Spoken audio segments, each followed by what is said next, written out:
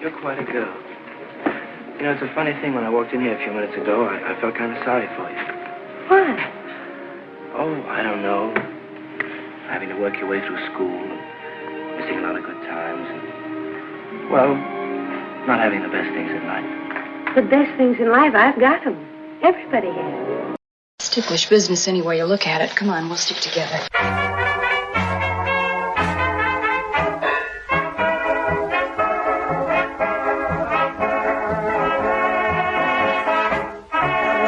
And welcome to Ticklish Business. I'm Kristen Lopez, joined as always by Emily Edwards, while Samantha Ellis is living her best pre-wedding life.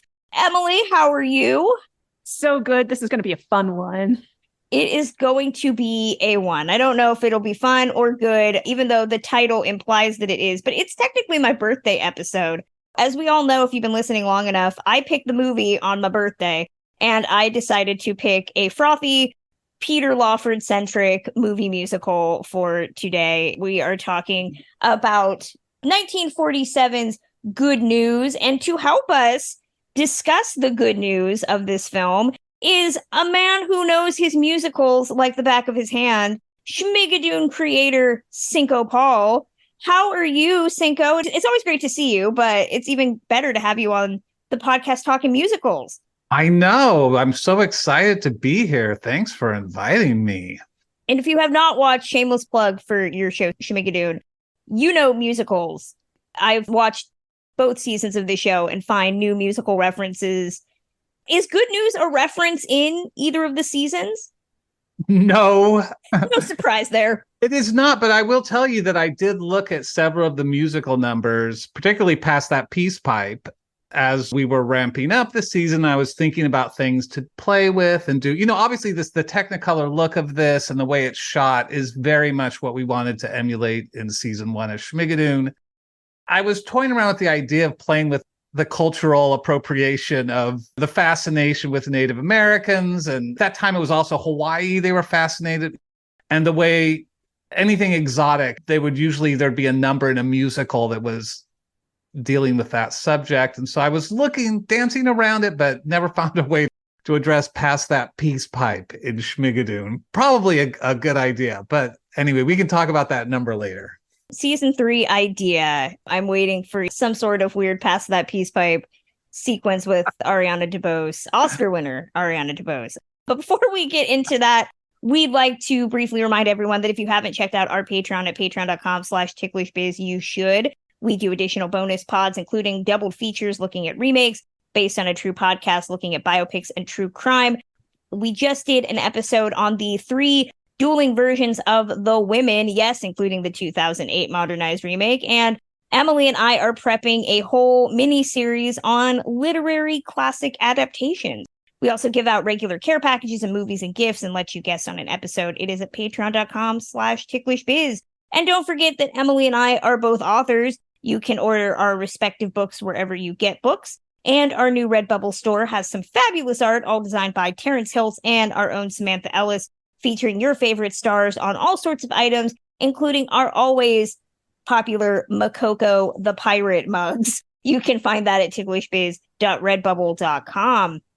So to talk about good news is the story of Tate College, a very nondescript college somewhere smack dab in the middle of America. You have the star-crossed love story of football star Tommy Marlowe, played by Peter Lawford, and Connie Lane, a quiet librarian played by June Allison.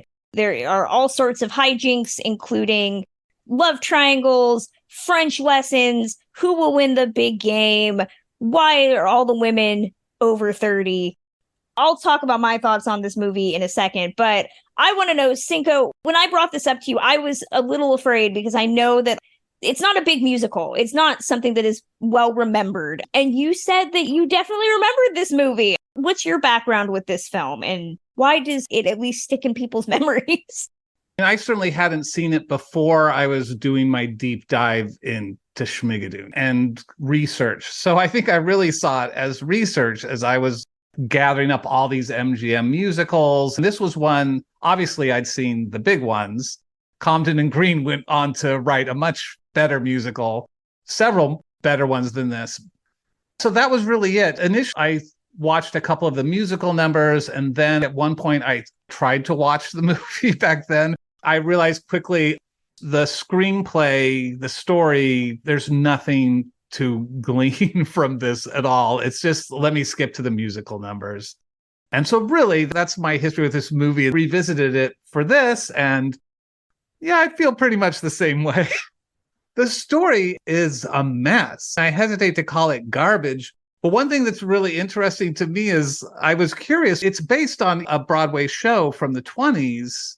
Every story decision they made to change it made it worse. It made it make less sense. And not that Broadway shows in the 20s had a lot of emphasis on story, but the story there made a little more sense than this. He's going to flunk French. If he flunks French, he can't play in the big game. But if he plays in the big game, somehow he has to marry this gold-digging woman. That was the biggest stretch. That's the stake. It's interesting that in the initial show back in the 20s, he had written a drunken proposal as a letter to her. And so she had that and was holding him to it, which made a lot more sense. And it wasn't based on whether he won the game or played in the game or not. I don't know if you two can make any sense out of that. So that at least made more sense. And then at the end, the Pat character steps away and realizes, oh, this is true love, which is very different. It gave her agency in the 20s that they took away in the 40s, which I guess makes sense in terms of the history of this country. That's my long diatribe about how little sense this story makes. You have to sort of set that aside if you want to enjoy the movie at all. That's why I enjoy the movie, because it is a guilty pleasure. It is garbage, as you hesitate to say, but I will say it is definitely a C-level musical. We would not be talking about it if it did not have a pretty face in it. One of my favorites, which we'll talk about Pete Lawford in a second. Emily. Pete Lawford's your favorite. Oh, I'm a big Peter Lawford stan. Samantha, if she was here, would also agree with me. We put up with a lot of guff from Pete in his films because the man didn't make the best choices in life or on screen. Emily, I know you and I talked about this briefly last night, but what were your thoughts watching this for the first time? Well, it's a movie, all right. And it's very dancey and there's lots of singing. And I couldn't grasp if it's because I went to an artsy fartsy college that I couldn't understand the importance of football and why football was being played in the spring, because not the right time for that. They're like playing the big game. She's ring by spring and also graduating all at the same time. And I was like, wow, everything happens all at once. Yeah, and that was not my experience. The prom. Colleges had proms? I didn't know that. We didn't in my school, but weird arts college. So maybe I was just missing out on stuff. And really, I was watching it as someone who now writes books that take place in the 1950s. So this is close enough to that cultural zeitgeist of Americana. And I was like, wow, everything was so weird back then. We just come off of talking about The Women, which is 1939, which is this really very progressive, woman forward, super powerful movie where these women are still dealing with marriage and all the repercussions of that. But this is not that at all. And it has a lot to say about ladies, and none of it is kind. It's one of those movies that once you start doing background research on it, you're like, oh, this is why it makes so much sense and why it's bad. This was originally planned as a Mickey and Judy movie, as a follow-up to Babes in Arms. That explains so much, because it does feel very much like a Mickey Rooney, Judy Garland movie. Let's put on a show. We're going to college. You can just see the characters swapped for the actors that it was originally envisioned for. And this was also really everybody except for the cast first time making a film. We've talked about Charles Walters before, most recently, about High Society, but this was really his directorial debut. He'd done a segment in Ziegfeld Follies, uncredited, but this was his first feature film. He would follow it up the next year with Peter Lawford again and do Easter Parade. And then from there, he would become a very great, underrated musical director. But this is like first time out. Comden and Green, this was their first time writing a script for film. you can see people trying to dust off the cobwebs of how do I transition to this new medium.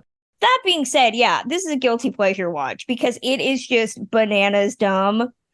We all know I hate June Allison, and that does not change. I know. Oh, she's a husband Kristen. stealer. She's a husband stealer. Well, I don't know her backstory or what she did when the cameras went off. I find her delightful and very charming. It's interesting that you mentioned Judy Garland because she's definitely poor man's Judy Garland, if you want to say that. Certainly in this role, she inhabits, it's so clearly a Judy Garland role. A lot of her line deliveries even reminded me of Judy. I found her one of the more charming things about the movie. Those old girl next door types, and she has sort of that husky voice a little bit. I found her charming. I love that you love her because, yes, that's why we all love classic film. We all come at it from different places. So no judgment. I get what you're saying, though. A lot of these character choices or actor choices feel like discount versions, right? June definitely feels like a dollar store Judy Garland in this instance. The character of Patricia Marshall, is very much a true value Ann Miller. You can just see Ann Miller. And even Peter Lawford, you can just see where they really probably could have gotten Gene Kelly and it would have worked better. And Ray McDonald is a poor man's Donald O'Connor. Yes. I mean, the two of them, when I saw the two of them with their ladies' man number, I thought, oh, this would be amazing as a Gene Kelly, Donald O'Connor number. I thought Ray McDonald, I thought he was really fun. He was also a highlight of the movie for me. The Bobby, the actor. Yeah. He did a great job. Was fun. That's what I appreciate about this movie is that classic filmdom, people forget that the collegiate genre was a genre unto itself. There are so many college movies. We don't get them today unless they're like direct-to-video sex comedies. We maybe had a little bit of that in the 90s, but we don't get the college genre as a genre anymore. And I mostly just forgive this movie because it's got Peter Lawford in sweater vests and high-waisted linen pants, trying really, really hard to dance and sing, which is so weird. His singing in this is so terrible. And yet they realize his strengths because Fella with an Umbrella in Easter Parade works. It's a good use of his register. So I feel like this was trial and error. He can't do it. So if we're going to put him in a musical, we're going to have to make it a 40-second song, make sure that it's in a key that he can work with, because the French song, as I call it, I don't remember any of these songs' names. French lesson. That's a fun thing. You get to hear Peter Lawford speak French. He was fluent in it, and June Allison was not. So he had to teach her how to say the words, which I love that as somebody who speaks Spanish like a white girl, I'm like, oh, she speaks French like a chick that went to France for a summer. It sounds very generic. And then Peter Lawford shows up as a fluent Frenchman, and you're like, oh, okay, that works. But he has no business singing. He's Rex Harrison level.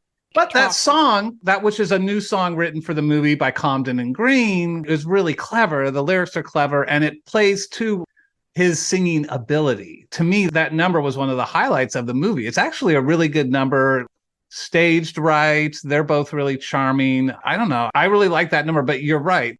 He should not be singing love songs to anybody. That plays to, like you said, his strengths. I am not a Peter Lawford. I just don't have a lot of knowledge about him. Buonasera, Mrs. Campbell is one of my favorite movies of all time. I don't know if you've ever seen that one. That's the only Peter Lawford movie I really know. Small parts in Easter Parade in there. He's in there, yeah. I can give you recommends. He always played the second banana. He never got the girl, at least not the main girl. And or as the 50s progressed into the 60s, he would play the Englishy cad, which apparently probably was in real life, pre and post marrying a Kennedy. There's that. Peter Lawford is the old Hollywood soft boy that I'm just like, the hair, the fact that he plays an American football hero with an English accent. He's like Errol Flynn. Errol Flynn never hid that accent, and you just rolled with it. Peter Lawford's the same way.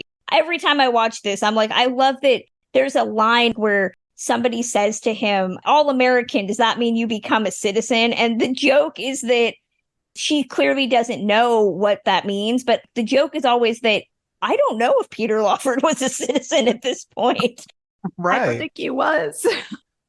I love the flirtation aspect of the French song, and the repartee is really, really good. It just never hits the peak of love story that you expect from a movie musical. It's passionless in a way. And I know I brought this up to Kristen the last time I spoke with her. I'm going to jump ahead to the finale really fast, because when the whole like, oh, we're finally going to get together moment happens, you expect this big sweeping romantic thing to happen. And they basically do a college fight song and peck on the cheek. I know this is peak Hayes period, but you're really going to show your love for one another through rooting for the football team. It's so not romantic. Doing the varsity drag, Emily. I know. Yeah, golly. But that song, that is the hit of the show. Although The Best Things in Life Are Free, those are the two big memorable numbers. But I also thought that was a mistake. Why are you ending with the big song? Reprise it there, but they should have a big number in the middle of the movie that would have really helped. But I think to Emily's point, The Best Things in Life Are Free isn't a romantic song at all. It's a philosophical song. It's like that's kind of their love song, but it's not really romantic. But also just the story, the triangle is messed up in terms of it doesn't make any sense. Really, after the French lesson and their whole best things in life are free and they kiss, and then he says, wow, I'm really learning French. That'll work with Pat. What sort of idiot does that? Even if he's feeling that, he would never say that in front of her. Girl, things like that make away. it hard to root for.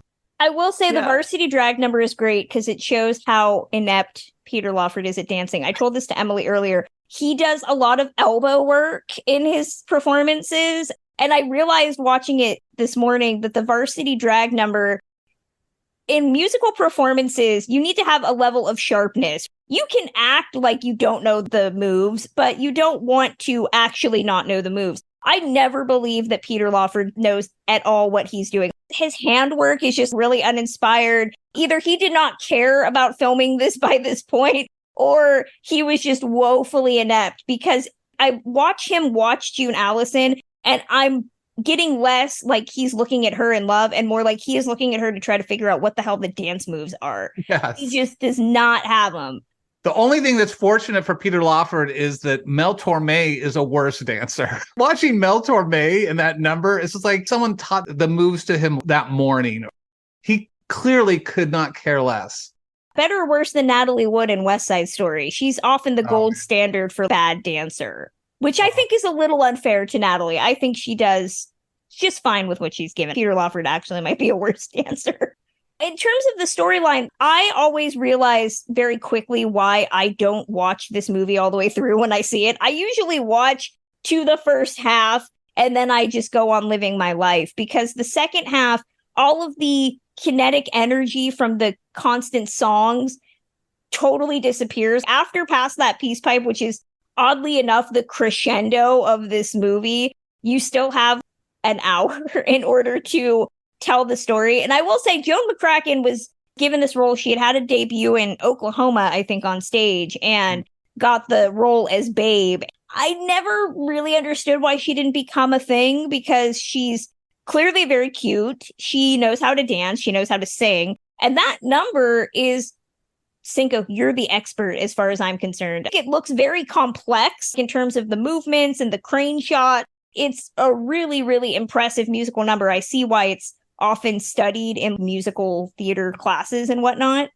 And then everything just grinds to a halt. All the songs after that are really slow, if not present. And it always weirds me out that why would we do this? Why do we start really rah and then just be cool? We've already got your money. You have an hour left to watch these characters. There are lots of bad decisions throughout, but Past That Peace Pipe is an amazing musical number. It still holds up. It's really well done. Clearly, they put most of their effort into that number, because even like Varsity Drag and the opening number, they're pretty static. It's just wide shots of the crowd, and there's a little bit of camera. And he was a choreographer, right? The director. He really put all his effort into this completely unmotivated song. The Pat character gets a little angry and she's like, uh-oh, I better sing you a song to calm you down. A song about cultural appropriation. It's like What Makes the Red Man Red. Some of these songs now that it's in movies, numbers that are really great, but hard to watch for that reason.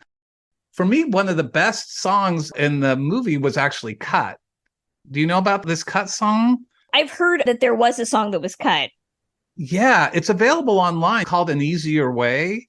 And it's a duet between June Allison and Patricia Marshall, Marshall. Comden and Green wrote the lyrics, and they're really clever. It's a really good song about June Allison is saying there must be an easier way. And then the other girl, because she's gorgeous, is just saying like, there isn't an easier way. For me, it's really easy. It was just about an easier way to get a guy. Have you joined Ticklish Biz's Patreon? You should. Just like Allie Moore, Amy Hart, Andrew Hoppe, Christine Mier, Danny, David Floyd, Donna Hill, Jacob Haller, Jonathan Watkins, Krista Painter, and McKay.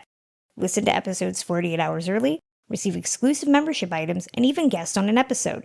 You can also get access to bonus series like Based on a True Podcast, doubled features, and our new upcoming limited series, But Have You Read The? It's all at patreon.com/ticklishbiz. Back to the show. When I watched it, I thought, oh, it's such a shame that this one got cut because it's really a clever number, but it's not a big rousing number.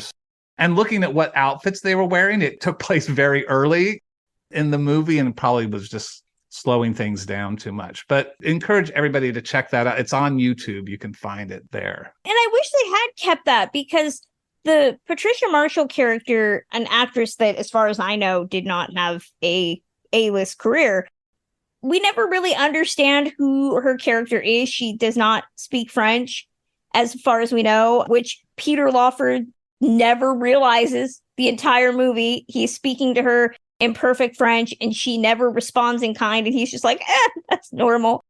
But also, she's just this stereotypical gold digger, and giving her some background as to why she is that way in a song would have really helped make you at least sympathize more. Even with Ann Miller, who kind of plays the same type of character in Easter Parade, right? You still understand why she's throwing over Fred Astaire. It's because she wants her own career, and you don't have to belabor that point, but at least gives her some agency and some background that makes you feel for her.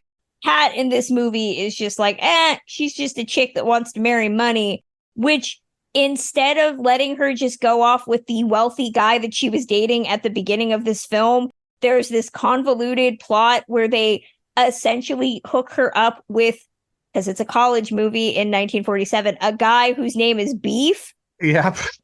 We just lie to her and say, oh, he's got money and that's okay. Why, though? I'm assuming they need to do that so that we can break the love triangle that's going on between him and Babe and Bobby, which apparently is going to turn violent in some instance. But it makes no sense to any of the characters and is a massive plot hole.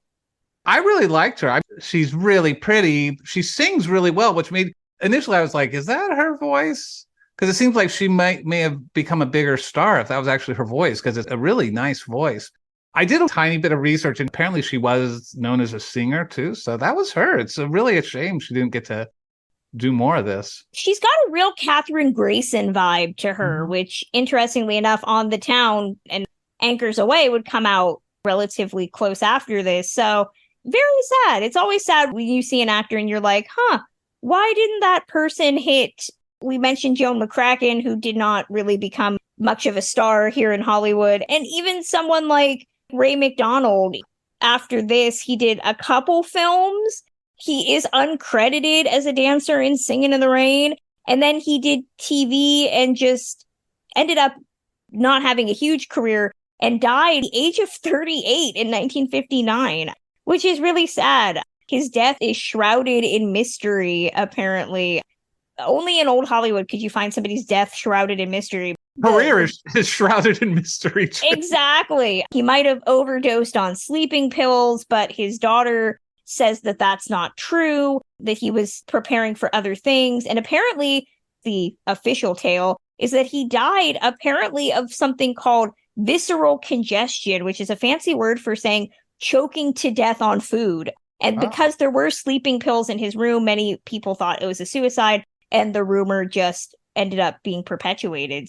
really sad bummer of an ending for Ray McDonald, who is very, very sweet and charming in this movie. He gets to be the football hero, even though Peter Lawford goes back into the game at a certain point. Yeah. He's the one that actually gives them all the points. Peter Lawford just saunters in and I don't know, football, does the last thing, and then they win. And Ray was running backwards. He was running towards the wrong goal, and they spun him around, and he scored. It was exciting. It reminded me of Lucas. The movie Lucas is one of my favorite movies, which the nerdy weakling gets a chance to shine in the game. Joan McCracken also died young. This is what's known as the good news curse. Apparently. People in this movie, not only did their careers not last long. I wanted to circle back to Beef, because one of my notes while I was just writing and watching the movie is Beef is terrifying. He's really, really scary. Not only is he obsessed with the psychology of just how come every single movie of this era had to crack at Freud, and it's really bizarre. It was an obsession. It was like pop psychology or something was a big deal.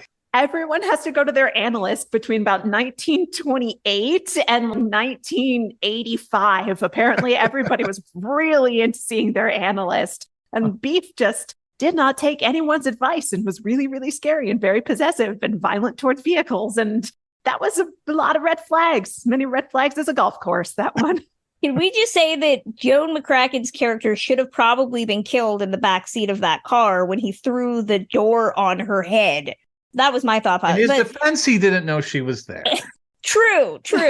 Joan McCracken did die early. She died in her early 40s of heart disease. And she, unlike the characters in this movie, was very unlucky in love. She was married to Fosse, right? Yeah, she was Fosse's second wife. They were married from 52 to 59. She had complications of diabetes and died of a heart attack at the age of 43. But her first marriage, if memory serves, to Jack Dunphy also ended sad. I want to say that he left her for Truman Capote. I think that's what I read somewhere. There's fun Hollywood fact. So she was not lucky in love, unfortunately. But this is still a firecracker performance from her. It's a shame that when you're dealing with Fosse, though, you got to be able to have a thick skin or something. She ends past the peace pipe by dangling from a man's arms and eating ice cream. Okay, that's impressive. Yeah. Weird, but very impressive. The end of the musical numbers, I also really like the end of The Ladies' Man, where Peter Lawford, they go over the shrubs, then they quickly stand up and shake hands. Very creative. There's a lot of shrub drumping in this movie, actually. Every time he ends a conversation, he just hippity hops over a little bush. And it's show off your athleticism, adorable 24-year-old Peter Lawford. Good for you. The shrub jumping is a thing, which June Allison does fence jumping in the 49 version of Little Women, which also has Peter Lawford as my second favorite Laurie. He also does what I have called Howard Keel leg, which is the tendency that classic film actors had back in the day to pop one leg onto a bench or a planter or something for reasons. It doesn't seem comfortable, but I'm assuming the 1940s peacocking. I'm not really clear. Howard Keel did it the best. Peter Lawford was 24 when he did this. He was a baby. And the women were not 24. Emily, you did the math. How old was everybody else? Pat Marshall was 23, so she's also collegiate aged. June and Babe were both in their 30s. I believe they were both 30. So they were a little bit long in the tooth. I say this as an almost 40-year-old woman, but hard to pass off 30 as college. It's hard to pass off 30 as 21. It's a little bit of a stretch. June Allison, she felt like a grown woman in this. Yeah. Not a college girl. I give credit to cinematographer Charles Schoenbaum, who does, like Vincent Minnelli in something like Meet Me in St. Louis, does give the women. June Allison, I don't think, has ever looked as beautiful as she does in this movie. The soft lighting goes well with the blonde hair. Her makeup, unlike in The Opposite Sex, which we talked about, which was very severe, is not severe in it. So she looks as youthful as I think we would have ever gotten. Speaking of Meet Me in St. Louis, I love that the fraternity house, or wherever the dudes live, is the Smith house that Judy Garland and her family lived in from Meet Me in St. Louis. As soon as they came out on that porch, I was like, aw, stop reminding me of a better musical. A musical that's better in every single way. So much better. So much better. We've already talked about the finale, but the last 30 minutes, I think, is where Comden and Green just gave up on the script, because it literally culminates with he has to pass French, he has to get married, which I wish they'd kept the drunken scribbling, because it would have at least made sense to explain why he would have to go through with the marriage. I'm like, you can just tell her you've changed your mind. By not having that element, it just kept making me say, oh, so Peter Lawford doesn't have to do anything bad. He doesn't have to disappoint anybody. If he fails French, then he has an excuse so that he doesn't have to get married. If he does this, there's no confrontation element, which usually is pretty standard in these types of musicals. There's a moment where the character has to go confront the other woman and say, you're not meant for me. Schmigadoon does it well. It doesn't have that at all in this movie. All of these people at one point could just talk to each other and we could have solved this very easily. I actually almost go back around to commending Comden and Green for making the plot so convoluted that it turns itself around, and weirdly is impressive that it's so convoluted in order to circumvent a very simple thing. Having spent a career as a writer and knowing how smart Comden and Green are, I feel like they were noted to death on this or something, and then they just gave up. I've been at this point on movies too, where the people up above said, like, no one's going to care. And I would make my points, but this doesn't make any sense. You're overthinking it. You hear a lot from studio execs. No, you're overthinking it. And I'm sure that's what they were told. We saw him do a whole musical number where he demonstrated a lot of ability in French. How is he possibly going to fail out of this class? He's obsessed with French. He does this whole number. Makes no sense. I mean, he's a savant almost, the way the movie plays it. They had to make it convoluted for one reason, and it's a little bit off color, which is that they had to make the girl leave him for beef, so she didn't, air quotes, have to get married to him. It had to be her leaving him to maybe show that there wasn't a reason why they had to get married immediately as soon as they graduated college. But that might just be my cynical 2023 brain looking at things. Can I point out with the beef thing, my favorite moment in this whole movie is a moment where June Allison breaks. Did you notice it? When she's with the sorority house matron and she's given her the script to read. Watch it. There's a moment, there's a line, she's talking about beef and says, have you seen that new car of his? And she breaks, and it's really delightful because the other actress was so committed that it was making her laugh. And you can see hints of it a little earlier, like she's holding it in. And then in that moment, she just breaks out and just laughs. It's so adorable. Made me like her even more because I don't know about her stealing husbands. So I'm setting that aside and saying he did. The best joke in the whole thing is explaining that he's no longer the pickle king because there was a cucumber blight in Iowa, and I lost it there. So I might have been laughing and missed where she broke, but that whole bit was pretty darn funny. That was pretty funny. Yeah, and it was clever that she wrote this whole script. Good for her. That was good for her character. I love that she pretty much proved that she could be a screenwriter if working at the library ended up not working out, because she cobbled together a script in about 30 seconds without It makes more AI. sense than the one in the movie. Although I do laugh, I feel like there is some sort of crass in-joke to naming Peter Lawford's backstory as he's the fake heir of a pickle kingdom. Like, I feel like that might be a double entendre, but I don't know if the movie's that smart in order to do that, or if I just have a smutty mind. It could be both. Probably both. Charles Walters, again, very underrated director. We talked about that when we talked about High Society, which is another movie I love High Society. Then you should definitely not listen to our episode where it's two of us who do not like it and one of us who absolutely adores it, and the one who loves it is not here right now. Yeah. Well, on my podcast with my writing partner, Ken, we make each other watch movies and discuss them. I made him watch High Society and he hated it. Obviously, it's far inferior to Philadelphia Story, but I like the songs. I love Grace Kelly, beautiful and wonderful. Bing Crosby and Frank Sinatra are so cool. A lot of it has to do with when you see these movies. I saw it when I was 12 or 13 and just thought, oh, this is the greatest Now You Has Jazz is the greatest thing I've ever seen in my life. Not to spoil the episode, which is not out yet, but we mostly agreed that Emily and I both saw Philadelphia Story first. So that probably colored things. But I also want to show for another Charles Walters movie. I mentioned it in the High Society episode, but Dangerous When Wet, Esther Williams. Oh, if you have not seen any of his Esther Williams films, you are in for a treat because they make about as much sense as this movie, but they are better written with more chemistry. And Dangerous When Wet, about really great songs that are very similar. Lucky in Love in this film sounds a lot like Got Out of Bed on the Right Side, which is from Dangerous When Wet. And it's just a lot of fun. Maybe next birthday, that'll be my movie that I talk about. I want to give a shout out to one of my favorite Velvet crooners of all time, who's actually Mel Torme and in this movie. And if you are on the younger side and just learned about people like Tony Bennett from his passing, and give Mel Torme a chance, man. He has such a gorgeous voice, not a hoofer, but just a beautiful, beautiful singing voice. Find some of his albums, find some of his jazz standards.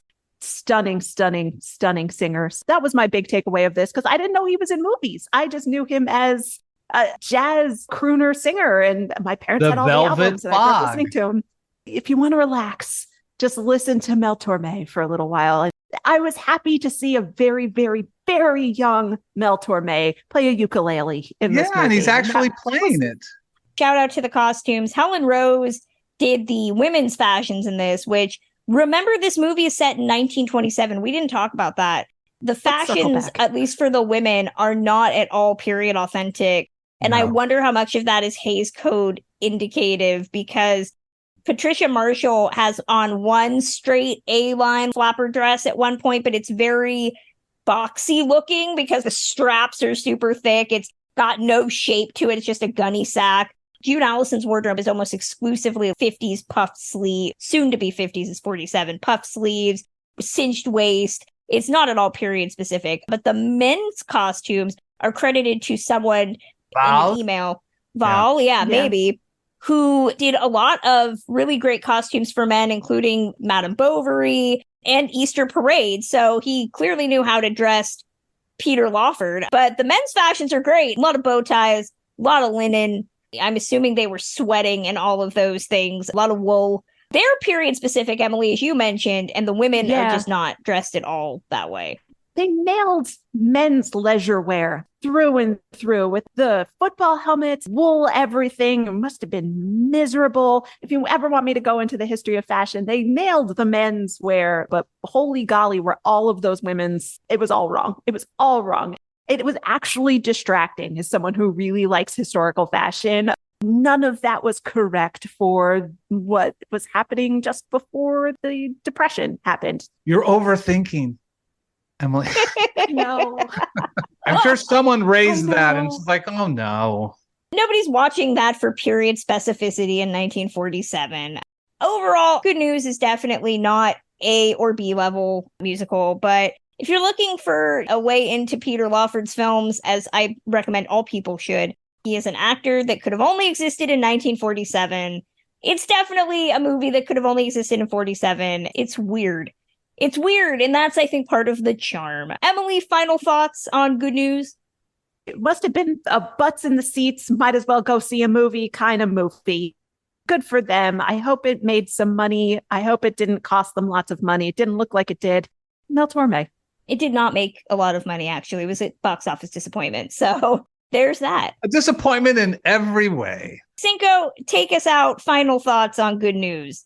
Like a lot of these MGM musicals, the way to get the most out of them is maybe to search for the musical numbers on YouTube. Look for Past That Peace Pipe. Look for an easier way. Maybe just search some of the musical numbers and watch them. The French lesson one is really charming. So I think search out some of those musical numbers. That's really what these are all about. And it has several that are not all-timers, but are charming and fairly well done. Take it in little bits and pieces. Listeners, you can email your thoughts to us at ticklishbiz@gmail.com, or we are on all social media at either at ticklishbiz or at ticklish_biz. We'd like to thank Cinco Paul for sitting down and talking with us. Cinco, where are you on the interwebs? Feel free to throw out anything listeners should know about. I'm on Twitter at Cincopedia, Cincopedia, Instagram there as well, and currently on strike. Go WGA, go SAG. I'm cautiously optimistic. Greedy people will be more willing to share the wealth with the people who are making the product. That closes out Ticklish Business for today. You can listen to us on Apple Podcasts, Spotify, Stitcher, wherever you get podcasts. Reviews matter, so consider leaving us one on Apple Podcasts. No less than 5 stars, please. You can follow us, as always, on Twitter at ticklish_biz, Instagram, Facebook, and TikTok at ticklishbiz. You can follow me at thewrap.com, as well as on all social medias at Kristen Lopez88. Emily Edwards, where are you? I'm still on Twitter and still across social media and trying to build my Instagram just a little bit over at Ms. Emily Edwards. And our Patreon helps keep the lights on at Ticklish Biz HQ and gives us chances to do new content like our doubled features episode on The Women, as well as our upcoming literary adaptations miniseries. So consider helping us out and getting access to all of that at patreon.com/ticklishbiz. And of course, me and Emily still have our respective books out. Mine is But Have You Read the Book? 52 literary gems that inspired our favorite films. And Emily's series is the Viviana Valentine Girl Friday Mysteries, which are all excellent.